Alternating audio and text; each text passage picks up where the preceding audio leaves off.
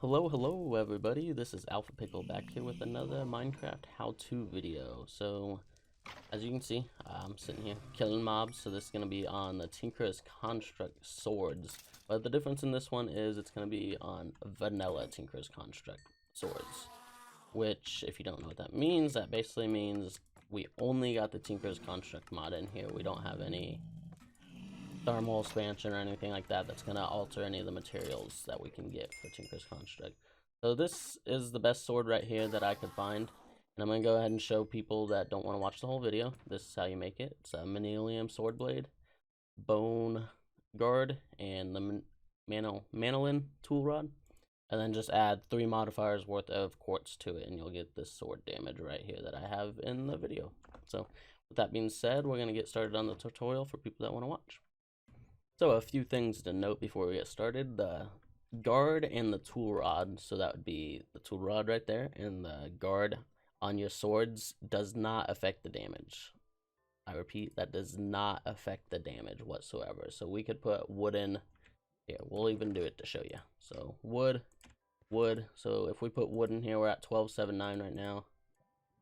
The only reason it's going to go down is because the bone adds the rate. So that might be a bit confusing, but believe me, only the sword blade is going to affect your base damage on a sword. So that's good to note.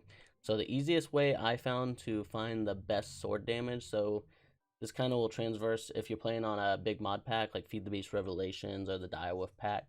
They add a lot new materials to Tinker's Construct. So to find the best damage one, the easiest way is just to go type in sword in JEI and go find the one with the most damage. So as you'll see right here, says 11.14 damage on Mandolin, and if you look at all these, they're going to be less. So Mandolin's going to do the most damage. So that is what you want your sword blade as, for sure, without a doubt. Sword blade is going to be that one, whatever the most damage is. Then these other 2 parts that we're going to choose, there's a bit more that's going to go into that, but they should carry over too. So if you're doing a different mod pack, like I said, and you have a sword blade that does like 18 damage, use that one. And then use the handguard and tool rod we're going to show in this video. So hopefully that makes sense to everybody. So only the blade will affect the default damage of your sword. So just keep that in mind. So now to pick the handguard and the tool rod, that comes kind of the tricky part, so to say. So this is pretty much, I believe, all the items in the default vanilla Tinker's Construct that have a trait that changes the damage on a sword. So you got netherrack, so if you put that as the tool rod or the binding, it's going to give you +4 damage to non-nether mobs. So that's 4 more damage to non-nether. And then you got the bone, same thing, if you use that as the tool rod or binding, it's going to increase the damage is all it says. But doing the math, it actually increases at 1.65 damage. So if you use a bone piece, it'll increase your sword by 1.65, which is about 3/4 of a heart.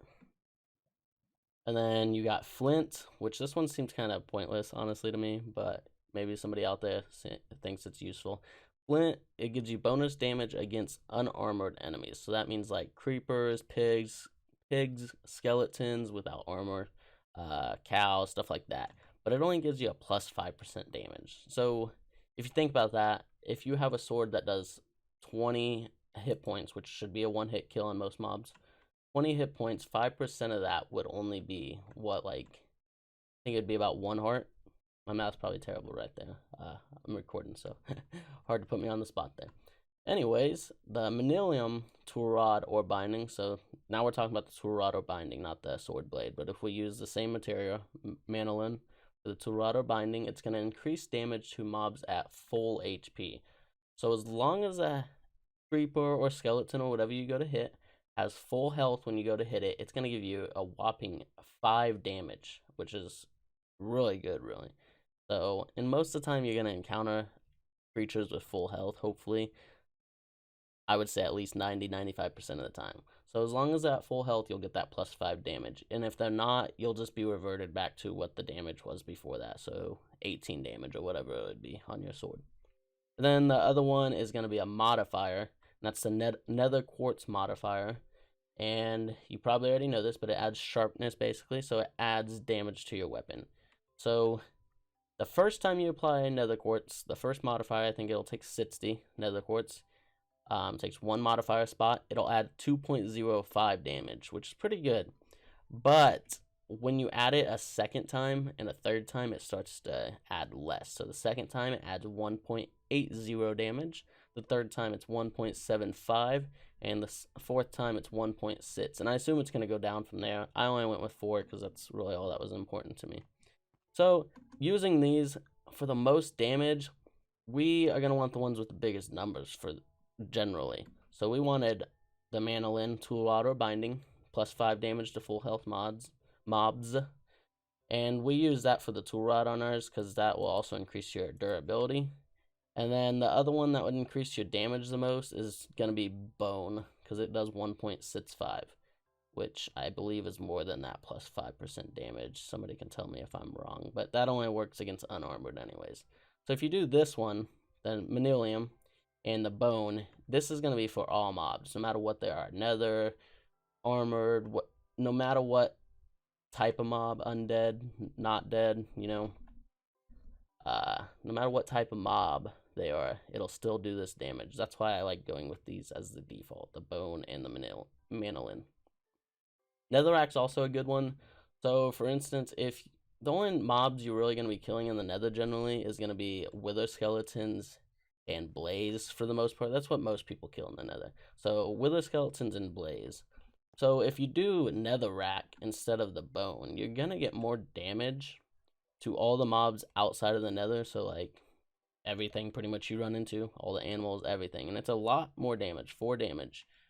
But then you're gonna, when you go in the Nether, you're not gonna get that effect. So it's kind of up to you whether you want that or not, because it's not gonna do so well against Blaze. It's gonna be the biggest issue, I'd say, because the Wither Skeletons most people are gonna kill with a cleaver anyways. But anyways, with all that info, hopefully that'll help you make your own sword the way you want it to. But I would say the best general overall mob killing sword for all mobs, no specific mob type or anything like that, would be this one we got here, which is going to be the Mandolin Tool Rod, the Bone Handguard, and the Mandolin Sword Blade. And you see starting out, it's going to give us 12.79 damage. Modifiers, it's going to be 3. And then we're going to have these traits. The Cold Hearted deals increased damage to targets at full health. Your tool's damage is increased. So we'll go ahead and make one of those. And then what you'll want to do is generally add Nether quartz to it for damage, but if you want the looting effect, there is a way to get that and not lose damage, so to say. So if you do the looting effect, which we're only going to do it once, but it still took a modifier off, so we got 2 modifiers left. Now if we add Nether quartz twice, we are only going to get up to 16.64 damage. So that's not good in my opinion. Like, I mean, it'll still one hit generally. Let's go test it out. It should still one hit though, due to the fact the traits we have on it. It will still one hit most of the time, so if that's what you want to do, go for it. But a little trick in Tinker's Construct is this. If you didn't know about this, it's called like embossment. You can do it one time. You need the blue slime crystal, magma slime crystal, green slime crystal, and the block of gold, and whatever tool part you want to replace. So what I did is I put that one we just made in here with a paper handguard, because that's going to keep everything we have on the sword. Nothing is going to change, but it's also going to add us the writable trait, which gives us an extra modifier. So with that extra modifier, now we can go back and add that last tier of quartz we wanted. So with that said, now we have the exact sword I showed in the beginning of the video, 18.35, 18.35.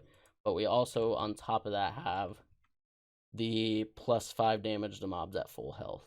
So let's go test it out a little bit. I'm gonna spawn some mobs over here. And I just got some general mobs people like to kill. So here's a pigman, 1 hit. This is a Wither Skeleton, Blaze. And we got Skeleton. We got Creeper. It's gonna 1 hit all those guys, no problem. The Enderman, it's not gonna quite 1 hit because they have a lot more health than most mobs. But it still does a decent amount of damage, as you can see. So that pretty much is going to conclude it. So if you have any questions, leave a comment.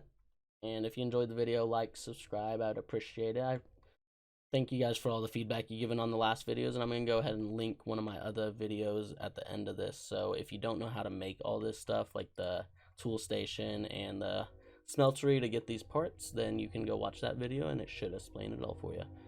But until next time, guys, bye bye.